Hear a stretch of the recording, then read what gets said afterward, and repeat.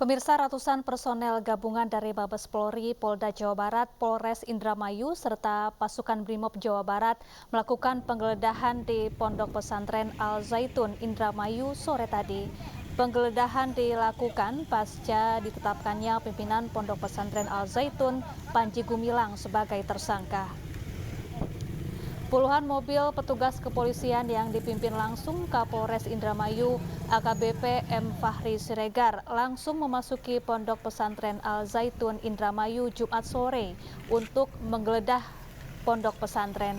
Penggeledahan tersebut dilakukan guna mencari alat bukti pasca ditetapkannya Panji Gumilang sebagai tersangka dan akan dimulai penyidikan perihal aliran dana di Pondok Pesantren Al Zaitun. Ratusan personel bersenjata lengkap dari Satbrimob Polda Jawa Barat berjaga di gerbang masuk Pondok Pesantren Al Zaitun. Hingga kini belum ada keterangan resmi dari petugas kepolisian terkait penggeledahan yang dilakukan di Pondok Pesantren Al Zaitun.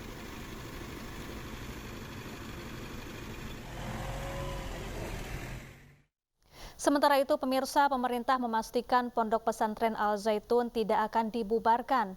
Nantinya pengajaran di Al Zaitun akan berjalan dengan pendampingan pemerintah.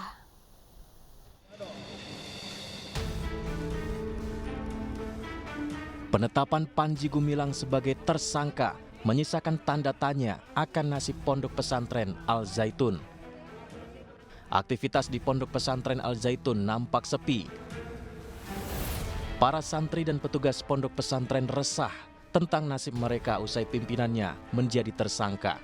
Pertemuan pun digelar untuk membahas nasib santri di pondok pesantren tersebut. Nantinya pemerintah akan mendampingi proses belajar mengajar di pondok pesantren itu. Kita ikuti saja bahwa Bareskrim sudah menetapkan. Nah, tapi walaupun Panji Gumilang ditetapkan sebagai tersangka, pesantrennya Al Zaitunnya tetap berjalan dan harus difasilitasi oleh pemerintah dan dibimbing, ya, diarahkan supaya tidak ada hal-hal yang nanti bisa pikiran-pikiran yang dianggap tidak benar atau menyimpang itu tidak berpengaruh pada santri. Selain itu, PBNU juga menyatakan siap menampung seluruh santri jika nanti pondok pesantren Al Zaitun ditutup. Yang penting sekarang kan hukumnya dulu gimana gitu. Kalau hukumnya sudah selesai, konsekuensinya kita bicarakan. Nah, saya kira sekarang juga sudah mulai ada antisipasi lah ya oleh pihak-pihak yang terkait, ya. Apakah itu dari pemerintah maupun dari yang lainnya gitu. Dari Nahdlatul Ulama sendiri, kami siap kalau memang nantinya misalnya disuruh menampung siswanya, kami siap. Diketahui saat ini Bareskrim Polri telah menahan Panji Gumilang setelah sebelumnya dirinya ditetapkan sebagai tersangka dengan jerat pasal berlapis. Terkait penahanan Panji, kuasa hukum mengajukan penangguhan penahanan dan mengaku akan kooperatif. Tim Liputan iNews melaporkan.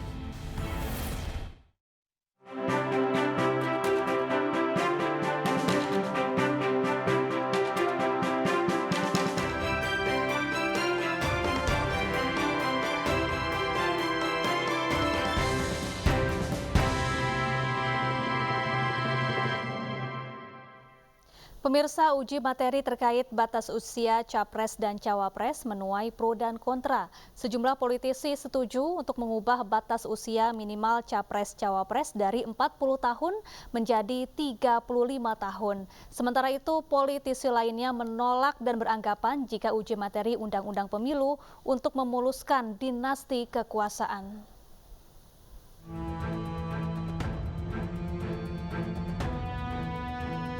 Pro kontra mengenai batas usia calon presiden dan calon wakil presiden Indonesia masih terus berlanjut. Beberapa partai seperti Partai Garuda, Partai Solidaritas Indonesia, dan Partai Gerindra mengajukan gugatan ke Mahkamah Konstitusi untuk melakukan uji materi soal batas usia calon presiden dan wakil presiden.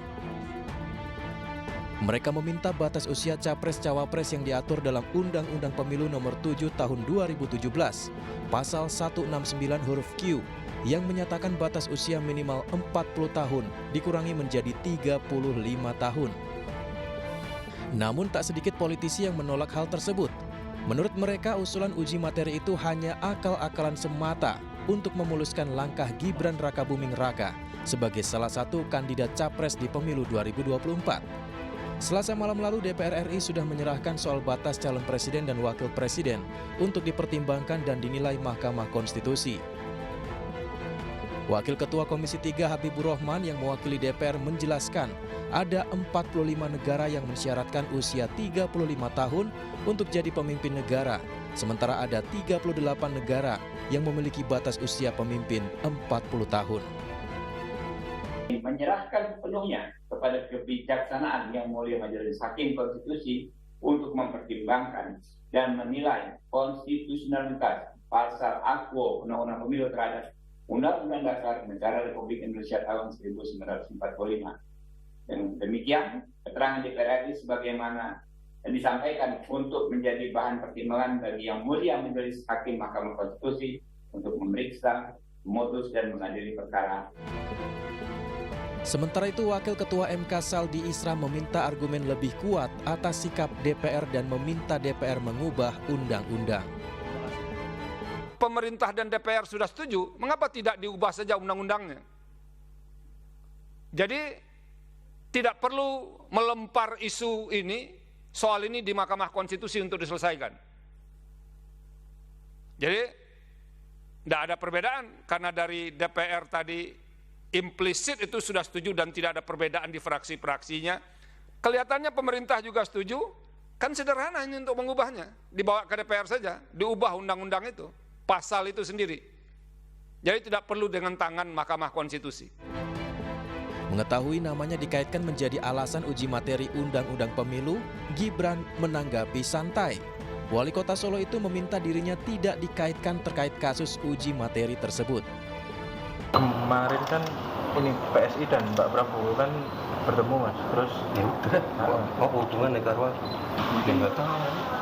Jangan semuanya dihubung-hubungkan dengan saya. Tim Liputan iNews melaporkan. Gubernur Jawa Tengah Ganjar Pranowo mendorong kehadiran event-event kreatif terus diadakan di lereng Gunung Merapi dan Gunung Merbabu di Boyolali, Jawa Tengah. Menurutnya tempat tersebut mempunyai letak geografis yang menampilkan pesona dua gunung yang indah.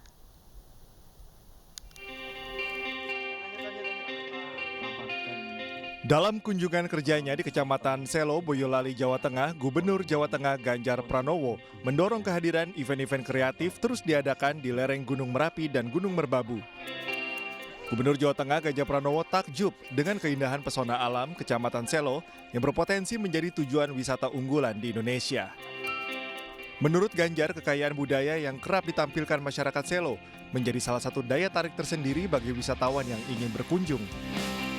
Salah satunya kirap budaya tahunan petani tembakau yang merupakan upacara pembuka masa panen raya tembakau. Ganjar pun mendorong banyaknya pesona pariwisata di Selo bisa menjadi satu kesatuan yang bagus dalam sebuah event dengan kemasan kreatif dan meriah. Ganjar menambahkan kontur alam di kecamatan ini cocok dijadikan salah satu wisata berkonsep olahraga atau sport tourism. Salah satunya adalah olahraga para layang. Nah, maka ini bisa kombinasi, satu, wisata agronya ada, dua, wisata alamnya bagus, tiga, sport ya, sport tourismnya jalan, yang kedua budayanya ini yang kemudian jadi satu. Ini akan menjadi tempat wisata yang bagus banget. Saya yakin orang yang datang ke sini akan senang, karena saya berdiri di sini, kalau saya balik kanan, itu sebelah kanan saya Merapi, ini Merbabu. Jadi kita sekarang agak menceng yang di kakinya Merbabu gitu ya. Event kreatif hasil kolaborasi wisata lintas sektor ini akan menghadirkan manfaat ekonomi luar biasa bagi masyarakat setempat. Pelaku UMKM Kecamatan Selo turut bisa menjajakan produknya dalam event tersebut. Dari Boyolali, Jawa Tengah, Tata Rahmanta, iNews melaporkan.